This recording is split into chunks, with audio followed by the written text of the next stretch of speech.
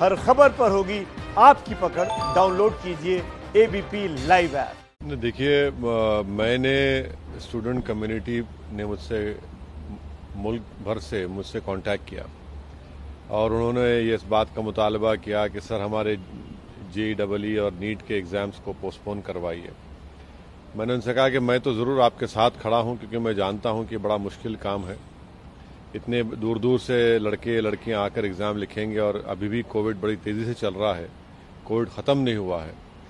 तो मैंने अपनी बात को रखा है, सरकार से इस बात का डिमांड किया है कि वो JEE और नीट के एग्ज़ाम्स को वो उसको पोस्टपोन कर दें, मगर मुझे यकीन है कि सरकार इस बात को कबूल नहीं करेगी। इसीलिए स्टूडेंट्स को तैयार रहना चाहिए, क्योंकि सरकार जो गरीब आवाम, जो बच्चे बच्चियां हैं तकालीफ में है, उसकी उनको फिक्र ही नहीं है। और जब हम पार्लियामेंट अगर जब होने जा रहा है तो मीडिया कह रही है कि पार्लियामेंट में हम एक दूसरे के बाजू नहीं बैठ सकते, थोड़े अंदर बैठेंगे, थोड़े बाहर बैठेंगे, थोड़े लॉबी में बैठेंगे। भाई जब MPs एक साथ नहीं बैठ सकते तो फिर कैसे आप इन बच्चों को एग्जाम लिखाएंगे? जब हमारे प्लेन में हम जाते हैं तो आप सबको कह रहे हैं कि भाई मास्क पहने रहिए, वाइजर लगाइए। नॉर्मल लाइफ तो रेस्टोर नहीं हुई ना, इसलिए कि कोविड चल रहा है। तो हम कैसे उम्मीद करेंगे कि ये लड़के इतने दूर दूर से गांव से शहर को आएंगे और फिर इतना स्ट्रेस में है सब लोग। तो मुझे यकीन तो नहीं है कि सरकार इसको कबूल करेगी और पोस्टपोन करेगी, मगर फिर भी मैं डिमांड कर रहा हूं खास तौर से प्राइम मिनिस्टर से, उनकी सरकार से, कि वो इस एग्जाम को पोस्टपोन करें। मगर मैं साथ ही साथ यही बताना चाह रहा हूं स्टूडेंट कम्युनिटी को कि वो तैयार रहें एग्जाम्स के लिए, क्योंकि ये सरकार आपकी तकालीफ को सुनने वाली नहीं है। सर, कई छोटे छोटे एग्जाम कराने शुरू किए हैं। सरकार भी ये कह रही है कि क्योंकि अनलॉकिंग की प्रक्रिया चल रही है और धीरे धीरे हर चीज रिस्टोर करना होगा, इसीलिए हमें ये भी आप ये बताइए कि क्या दिल्ली शहर में जहां पर आज हमें क्या मेट्रो चल रहा है, कई अर्बन एरियाज में क्या वहां पर RTC की बसेस चल रही हैं? कैसे लड़के जाके एग्जाम लिखेंगे? भाई आप ट्रांसपोर्टेशन क्यों नहीं कर रहे फिर आप, अगर जब सब नॉर्मल सी हो चुकी है? तो ये तो समझने की जरूरत है ना कि जो एग्जाम लिखने वाले जो ज्यादातर लोग हैं वो गरीब परिवार से आते हैं और उनके लिए तो बड़ा मुश्किल काम होगा। भाई आज इनकी आप बहुत बड़ा रिस्क ले रहे हैं और एक मेंटल उन पर स्ट्रेस होगा, फिर उनको कई जगह पर उनको रात में सफर करना पड़ता, कहां पर ठहरेंगे, क्या खाएंगे वो लोग? तो ये चीजें सरकार को सोचना चाहिए। भाई नॉर्मल से अगर आप रेस्टोर करना चाह रहे हैं तो उसके कई तरीके हैं, मगर ये तरीका नहीं है कि आप अपने बच्चों को भिजा दें।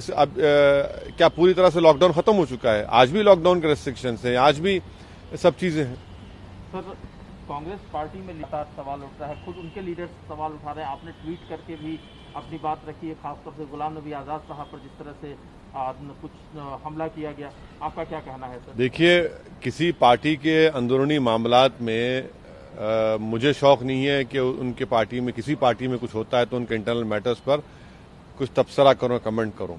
मगर जब गुलाम नबी आजाद साहब जो पिछले 45 साल से कांग्रेस पार्टी से वाबस्ता हैं, वो हर बार जब कभी हैदराबाद आते तो मुझ पर और मेरी पार्टी पर इल्जाम लगाते कि आप बीजेपी का साथ दे रहे हैं, बीजेपी की बी टीम है। आज उन्हीं के पार्टी के राहुल गांधी ने उन पर यह कहा है कि आपने लेटर पर साइन करके, लेटर लिखकर आपने बीजेपी का साथ दिया। तो अब गुलाम नबी साहब को यह सोचना पड़ेगा कि बीजेपी का साथ तो वो दे रहे हैं, जब उनके लीडर राहुल गांधी उनसे कह रहे हैं कि भाई आप तो बीजेपी का साथ दे रहे हैं। और खुद गुलाम नबी ने मीडिया के सामने आकर मीडिया से कहा और सारी दुनिया से कहा कि अगर मैं बीजेपी से मिला हूं तो मैं इस्तीफा देने तैयार हूं।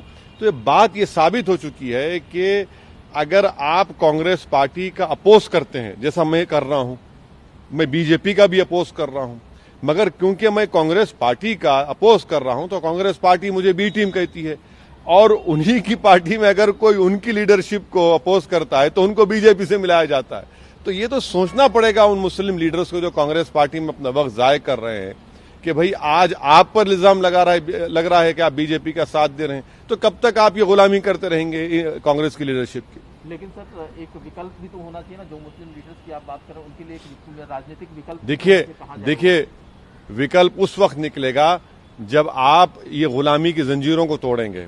विकल्प उस वक्त निकलेगा जब आप अपने मुकद्दर के फैसले खुद करेंगे।